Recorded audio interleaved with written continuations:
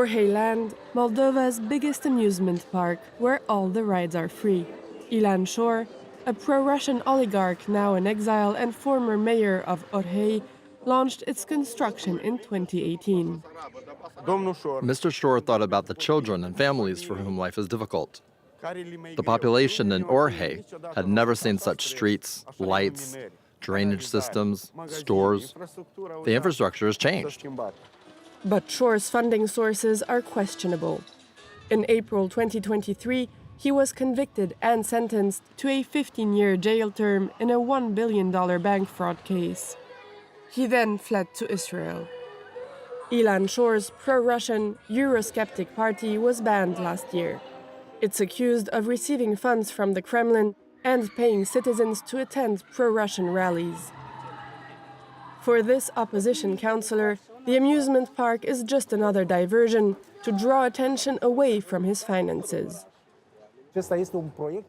It's a propaganda project, and this propaganda benefits one single person and one group.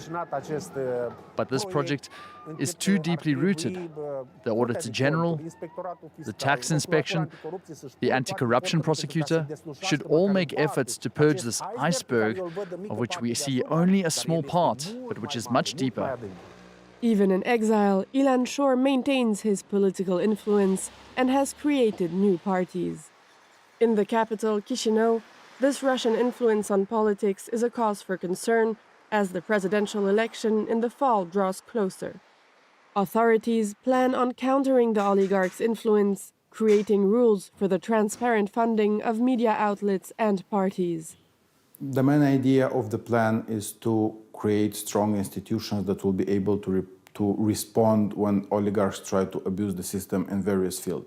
Oligarchs are the tool of Russian disinformation campaign and destabilization campaign here in Moldova. In the next year, we will see the attacks on the rule of law, on the democracy of this country like we've never seen before. But the fight against oligarchs will be long. They've shaped Moldova's political and economic history ever since the country's independence in 1991. Many are now trying to escape justice, such as Vladimir Plahotniuc, the former president of the leading Democratic Party, and the country's most powerful person between 2016 and 2019.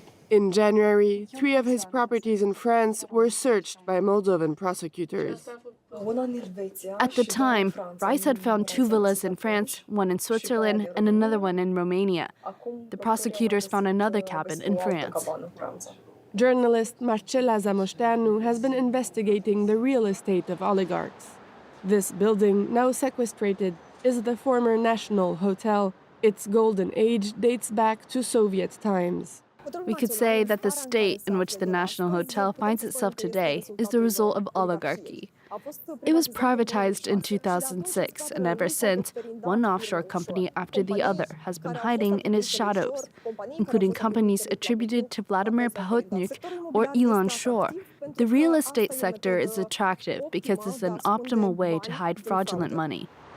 Moldovan society is becoming more aware of the influence of oligarchs, especially since pro-European President Maia Sandu was elected in 2020. Now Moldova wants to join the European Union, but only a few years ago, activist Valeriu Pasha still felt threatened because of his views. In 2018, he organized a sit-in to denounce Vladimir Plahotniuc's corrupt politics outside of this former cafe.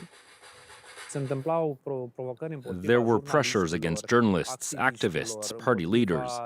We know that records could be fabricated in our name, in the name of our relatives. It was permanent pressure, blackmail, denigration campaigns in the media. Many people were under constant surveillance. The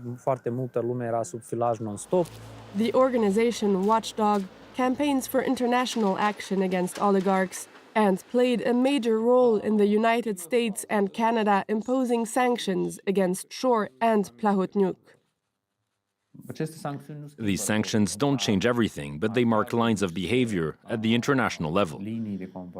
It's more difficult for them to move money. It limits the possibility for these oligarchs to hide their money through properties and invest to amplify the profits. Unfortunately, we have to recognize that this pushes them even more into the arms of Russia, but it's done openly. Reducing the influence of oligarchs and fighting corruption will determine Moldova's EU integration. While negotiations will stretch over several years, in Chișinău it already feels like the start of something new.